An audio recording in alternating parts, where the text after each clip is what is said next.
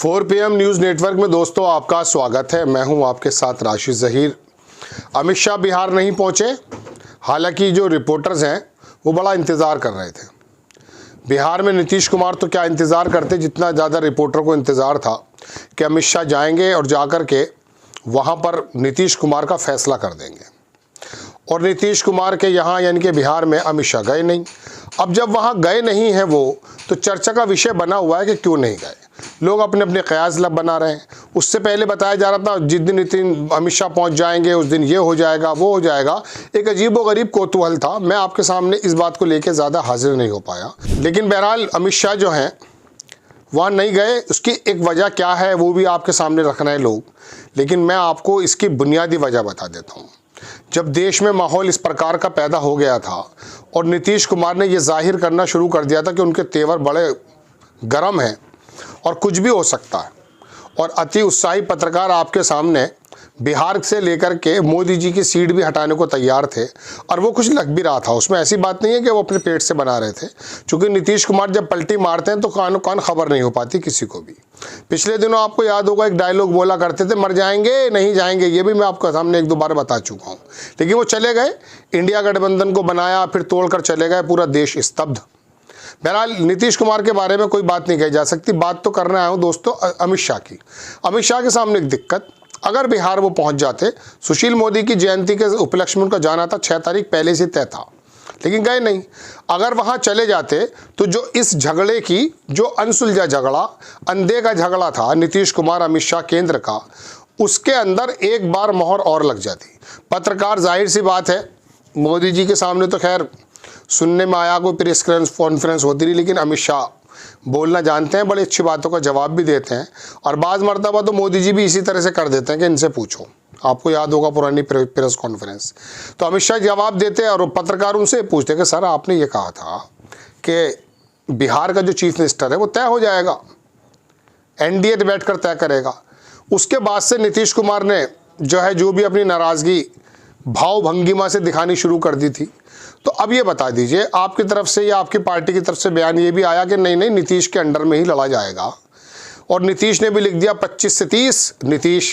अजीब मसला है बिहार का भी। खैर, तो अब अमित शाह इस बारे में क्या कहते हैं। अमित शाह अगर ये कहते कि नहीं एनडीए करेगा, तो पता ये चला कि वो उन्होंने और ज़्यादा तेल डालने का काम कर दिया है। और वो जो खरमास का महीना 14-15 तारीख में ख़त्म होने जा रहा है, जिसके बारे में बिहार के पत्रकार कह रहे हैं कि बस ये महीना ख़त्म होते ही वो चूड़ा खाएंगे और जो है काम हो जाएगा।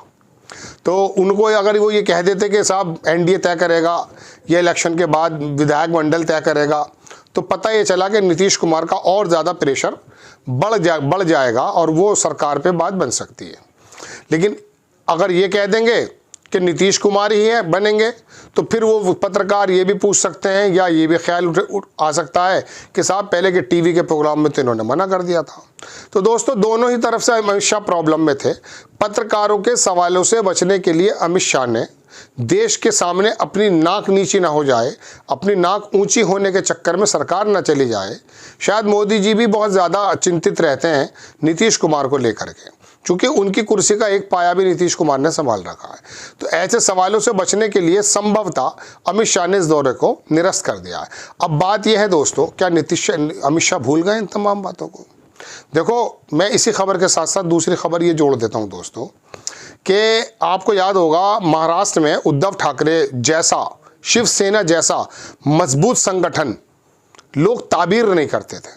सोचते थे ये तो अजय है, अजय इन द सेंस इसको तोड़ा नहीं जा सकता, क्योंकि वहाँ का मराठी मानुष, वहाँ का मराठी वोट, वो बाला साहब ठाकरे के सामने समय से ही शिवसेना के अंदर पूरी तरह से निष्ठा रखता है। लेकिन आपने देखा, पूरे देश ने देखा कि उसी उद्धव ठाकरे की शिवसेना को इस प्रकार से तोड़ दिया या तोड़वा दिया गया शिंदे के माध्यम से कि पूरे देश का मुंह खुला का खुला रह गया। उम्मीद नहीं की जा सकती थी। और उसके बाद फिर सिंबल भी, चलिए वो तो पार्टी राहुल नार्वेकर तमाम ये लोग शामिल होंगे या चुनाव आयोग, लेकिन बहरहाल पार्टी का टूट जाना, पहले ईडी को सक्रिय किया और तमाम मतलब वो जो भी उनके हथकंडे हो सकते हैं उनके बारे में आरोप लगता कि वो सब इस्तेमाल किए गए और शिवसेना जैसा मजबूत गढ़ तोड़ दिया अमित शाह ने। आरोप अमित शाह पे लगता है। अब दोस्तों बात यह है कि ये इतनी उठापटक जो नीतीश कुमार करते हैं या नीतीश कुमार की तरफ से होती हैं, सांस यहाँ अटकी रहती है केंद्र की सत्ता की भी। फिलहाल जब से सरकार बनी है तब से तो ऐसा हो ही रहा है। और बिहार भी बड़ा मजबूत गढ़ है। अगर नीतीश कुमार इसी लोकसभा में तेजस्वी यादव के साथ या इंडिया गठबंधन के साथ लड़ते तो ये जो 29-30 सीटें आई हैं ये भी नहीं आती। 10-5 सीटों में भारतीय जनता पार्टी सिमट कर रह जाती। पता ये चलता कि सरकार बनने का मामला ही नहीं बनेगा। तो नीतीश कुमार, इसमें कोई दौराई नहीं कि बिहार की राजनीति बड़ी इंपॉर्टेंट है। तो क्या अमित शाह भूल गए? अमित शाह इन तमाम उठापटकों को नहीं भूलते। और एक बात पिछले दिनों ये भी देखी गई है कि अमित शाह की नज़र में जो चढ़ जाता है वो बहुत बड़ा आदमी बन जाता है, और जिसको वो थोड़ा देख लेते हैं बड़ी आँख करके यूँ, तो वो पता चल जाता है कि दुनिया वो मार्गदर्शक मंडल में जाएगा, कहीं भी जाएगा। तो मोदी और अमित शाह यानी कि गुजरात लॉबी की जो ये एक अजीबोगरीब आपस की जो ये मैं कह सकता हूँ कि अपने विरोधियों को ख़त्म करने का एक तरीका है, वो एक जग जाहिर है। तो क्या नीतीश कुमार को भूल जाएंगे? ऐसा नहीं है। प्रशांत किशोर नाम का व्यक्ति खड़ा है, मालूम है क्या काय की लड़ाई लड़ता है वो रोज़ी की रोटी की। तो ज़्यादातर जो अट्रैक्ट होता है प्रशांत किशोर के मुद्दे से, जैसे केजरीवाल के मुद्दे से शुरुआत में अट्रैक्ट हो गया था पूरे देश का पढ़ा लिखा वर्ग, ऐसे ही प्रशांत किशोर जो है मुद्दे की बात कर रहे हैं। वो सबसे ज़्यादा वोट किसके पास है इस तरह का? बिहार में किसके पास है ये वाला वोट? बताइए। ये वाला वोट जो विकास चाहता है, थोड़ी तरक्की या पढ़ाई लिखाई चाहता है या थोड़ी समृद्धि चाहता है, वो नीतीश कुमार के साथ है। उसी वोट में सबसे ज़्यादा सेंध लगाएंगे प्रशांत किशोर। अब ये भी पता चल गया कि उनकी वैनिटी वैन जो थी वो तो 2 बार के सांसद रहे भाजपा के, उनकी थी। और ये भी पता चल गया कि वो किसके इशारे पर काम कर रहे हैं। तो नीतीश कुमार के पीछे एक शिंदे तो उन्होंने लगा दिया है, यानी कि प्रशांत किशोर। और इस इलेक्शन के बाद ना सही इलेक्शन के बाद नीतीश कुमार का इलाज अमित शाह ज़रूर बांधेंगे। ये बात दीगर है कि एक बिहारी नेता जो आज तक नगण्य नहीं हुआ, अपनी पोजीशन को बनाए रखी है, वो कैसा होगा दिलचस्प है। इसीलिए मैंने महाराष्ट्र की लंबी सी तमहीद बांधी कि पहले महाराष्ट्र के बारे में आपको बता दूं कि वहाँ भी ऐसे तस्वुर किया जाता था कि बड़ा मजबूत है शिवसेना।